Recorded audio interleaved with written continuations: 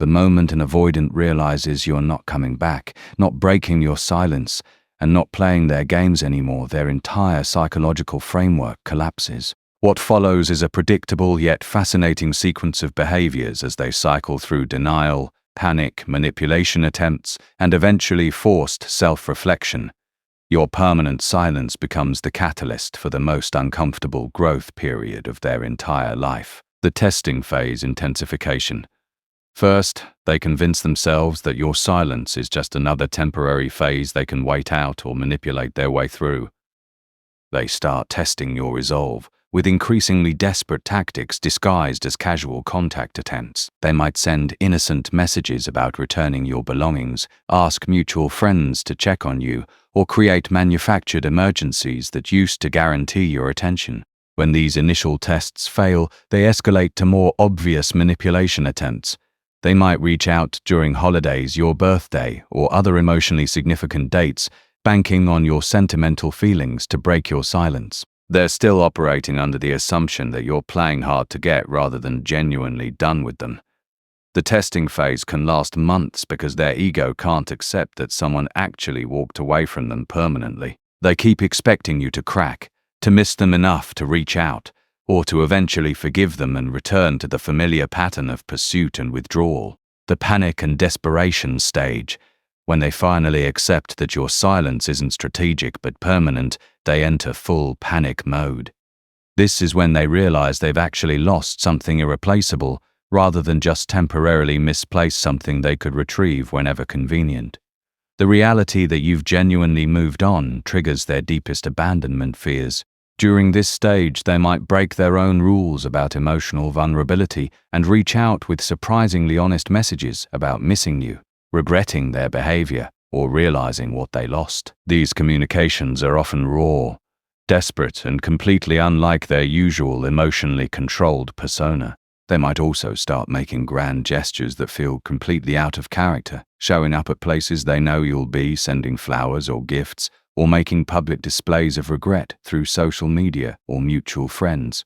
The person who prided themselves on emotional detachment suddenly becomes embarrassingly emotional. The replacement strategy failure. In an attempt to prove to themselves that you weren't special and that they can easily replace what they lost, they throw themselves into dating with desperate intensity.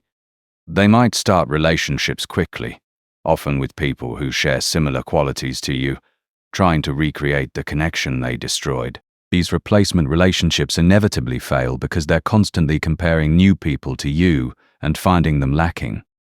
Nobody else understands them the way you did, nobody else was as patient with their patterns, and nobody else provided the specific type of love and acceptance they took for granted. The failure of replacement relationships forces them to confront the reality that what they had with you was unique and irreplaceable. This realization is devastating to their ego because it confirms that they destroyed something genuinely special rather than just another ordinary relationship they could easily duplicate. The obsessive analysis period.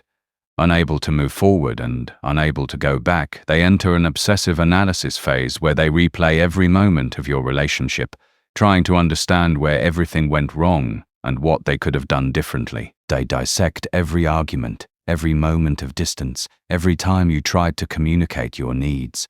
This analysis period is torture for them because they can clearly see all the moments where they chose fear over love, self-protection over vulnerability, and their comfort over your happiness. They recognize every opportunity they had to choose differently and every warning sign they ignored when you were trying to save the relationship. The clarity that comes with hindsight is particularly painful because it reveals how preventable the loss was.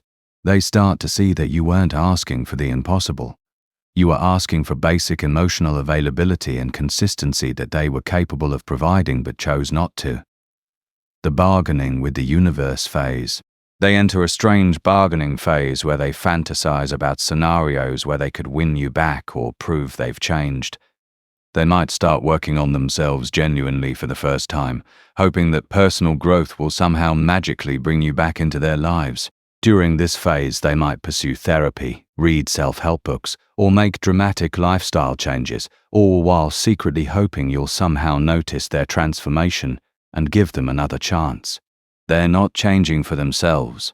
They're changing in hopes of winning back what they lost.